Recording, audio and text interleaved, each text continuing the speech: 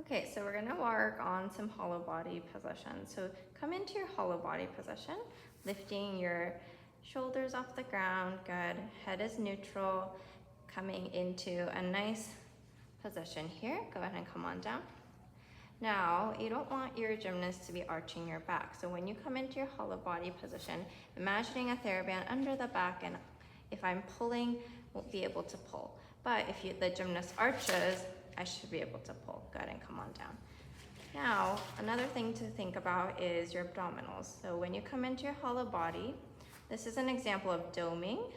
Good. So the abdominals in the middle pop out, and then pretend you're spreading peanut butter to the side. There you go. So that is an example of not doming your abdominals. Go ahead and come down.